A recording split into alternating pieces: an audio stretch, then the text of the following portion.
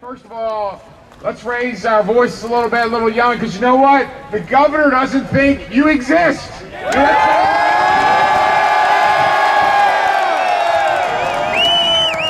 watched the governor go back and forth the last couple of weeks with moving up on his gun bill, proposing this and proposing that, and when he talks like we don't exist. Let him know that today. Let's hear it out. Let's make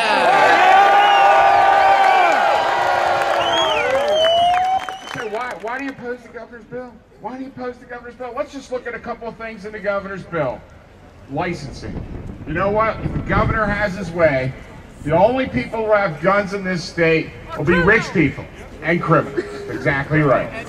Why? Because his licensing proposal says, first of all, you're going to need a new license. You got to be fingerprinted. You got to pay for that. You're going to have to take off work to get it. He wants additional training up to 8 hours. You're going to have to pay for that. Take off work to get it. He wants shooting proficiency.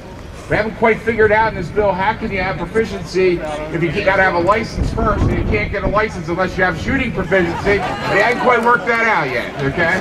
We need governor take proficiency. Off work and pay the live shoot. At the end of the day, estimates are this new licensing requirement is going to cost you over $400 before you even get in the game. Proposal, only rich people will have guns in this state. And you know, there's another time when the government tried to block people from being able to exercise a right. And that's when the government instituted a poll tax. And you know, it was the same argument during those times.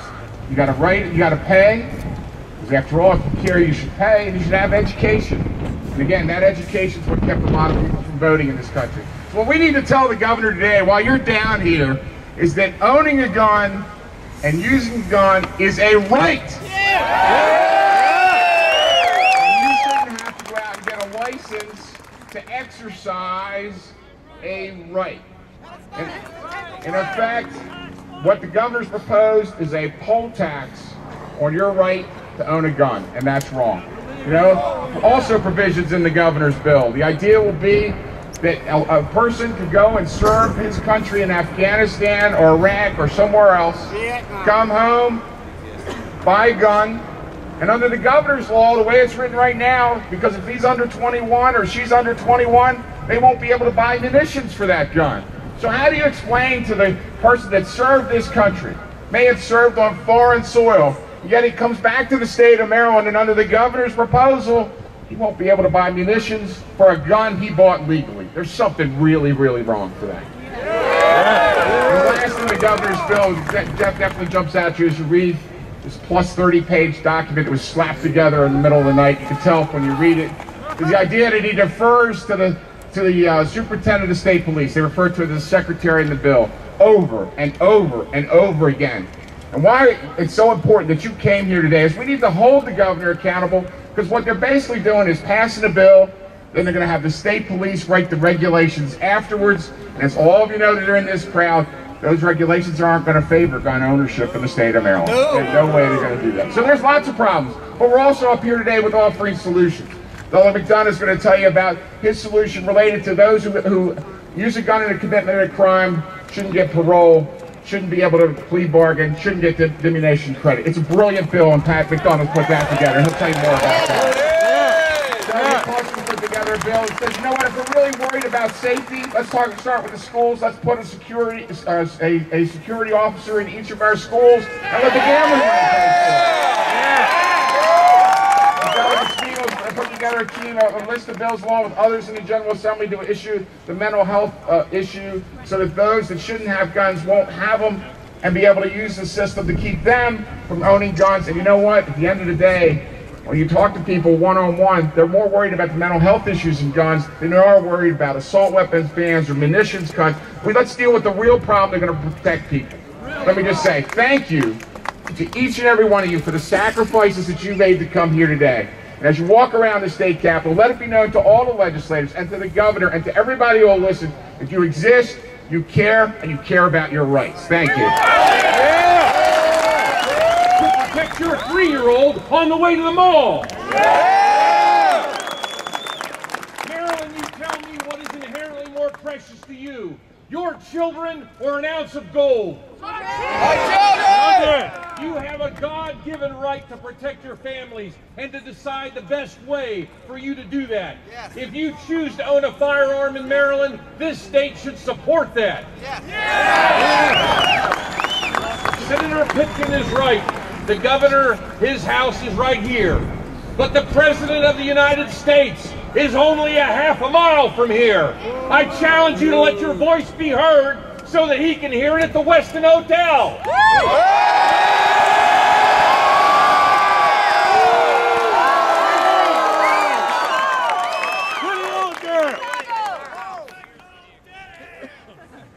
We have an opportunity to be the leading edge, not of disarming the good people of this state, but by giving them an opportunity to protect themselves, their families, and that which is most precious to them, by expanding our rights, not contracting them.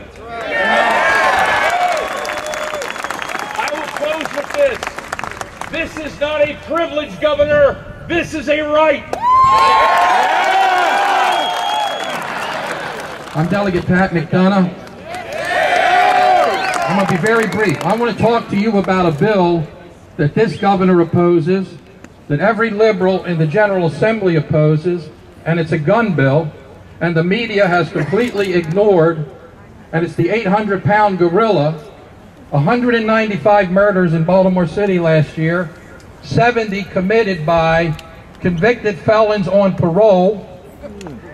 This General Assembly has created the highest parole and early release rate of violent criminals in the United States of America, and they're ignoring that issue.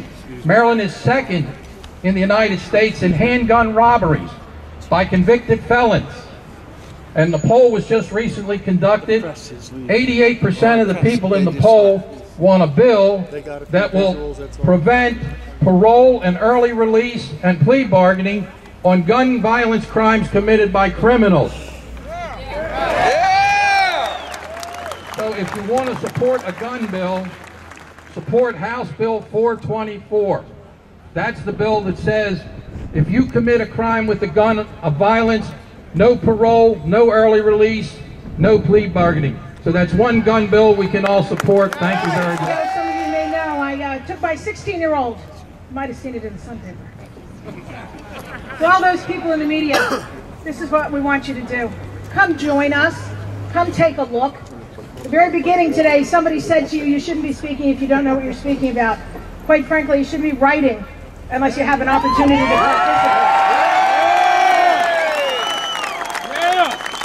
When I look at a history, a family history of responsible firearms owners, grandfathers, fathers, great-grandfathers, who passed down a legacy, who passed down a history from father to son to grandson. I'm proud to be part of that legacy in my family. When I took my son and gave him an opportunity to learn and be educated about firearms, he said, thank you. He didn't say, oh my gosh, let's look at what we can play with. He said, thank you.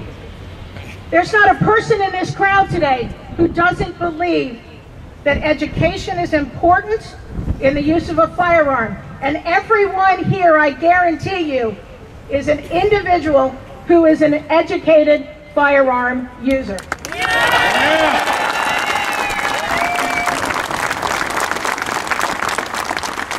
So, education that works, you're absolutely right. Look, I am 4'11". I have a very short arm reach.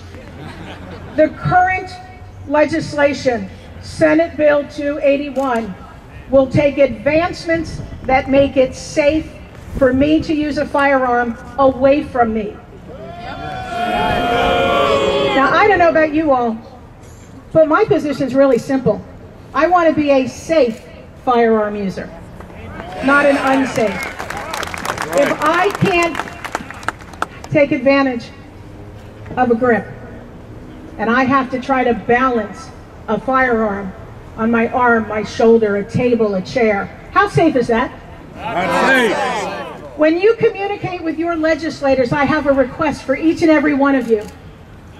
I want you to speak from what I know you have, and that is education and knowledge. Tell your legislators, this is supposed to be a state that's moving forward. This is a state that's going to move backwards. If you're going to take away what makes it safe, you're going to move this state backwards. If you take away our rights, you're going to move it backwards. If you take away all of the technology that the governor has said, move forward with technology, you're going to take us back to a point in time where we can't take advantage of the positive advancements from all of the organizations, the NRA, Maryland Shall Issue, all of the different groups that are here educating people, offering free training to individuals and free education, letting you know what you need to know. So again, welcome to my county, but do me a favor, make sure the other counties hear the message loud and clear. Safe, ours, and right.